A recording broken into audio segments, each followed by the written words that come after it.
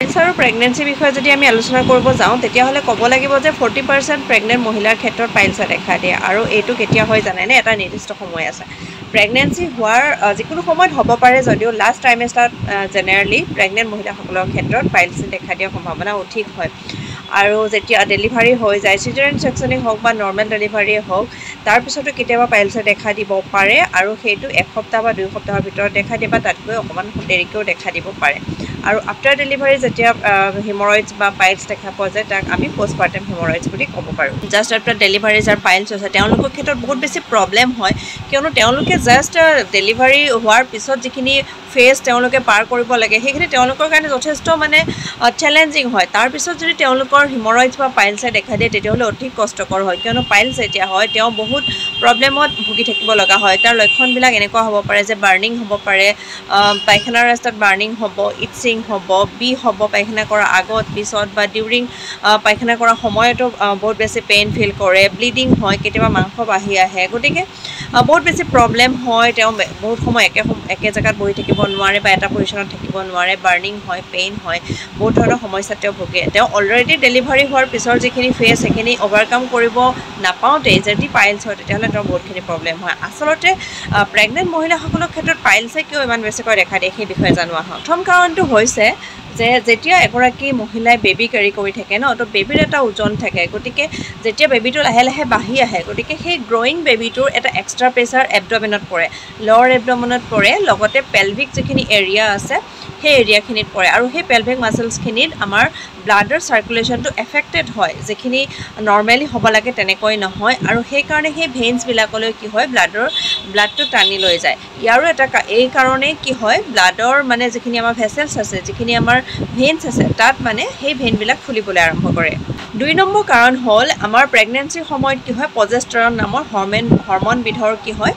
তাৰতম্য ঘটে অৰ্থাৎ বাঢ়ি যায় গতিকে এই ইনক্ৰিজ লেভেল অফ প্ৰজেষ্টৰন লেভেল আচলতে সেইটো এটা কাৰণ হয় যে আমাৰ যিবিলাক ভেছেলছ থাকে যিবিলাক ভেইন থাকে সেই ভেইনবিলাক ৰিলেক্স কৰি দিয়ে আৰু ৰিলেক্স কৰি দিয়াৰ লগে লগে সেই ভেইনবিলাক ফুলিবলৈ সুবিধা পায় তাত ব্লাড জমা হ'বলৈ সুবিধা পায়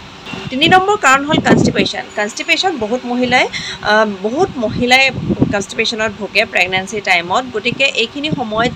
কনষ্টিপেশ্যনত ভোগাৰো কাৰণ আছে কিয়নো হৰমনেল যিহেতু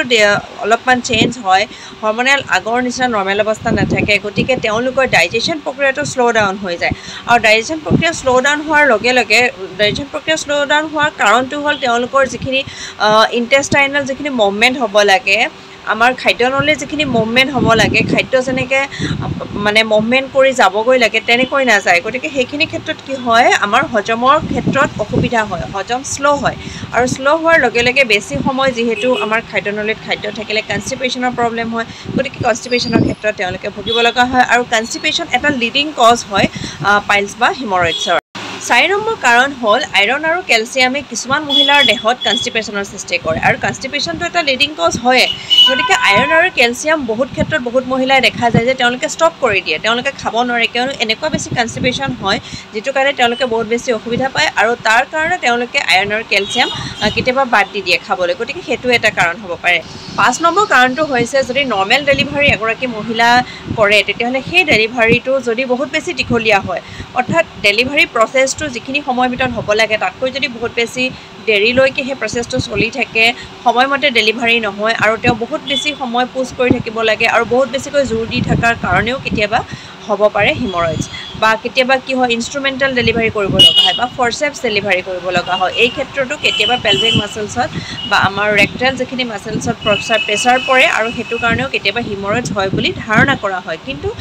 চিজাৰিয়ান ছেকশ্যন ডেলিভাৰীৰ ক্ষেত্ৰতো এইটো দেখা যায় গতিকে অকল যে নৰ্মেল ডেলিভাৰীৰ ক্ষেত্ৰতে দেখা পোৱা যাব সেইটো নহয় কিয়নো আগৰ পৰা যিহেতু পেলভিক মাছলছখিনি উইক হৈ থাকে সেইটো কাৰণে এইটো আচলতে দেখা পোৱা যায়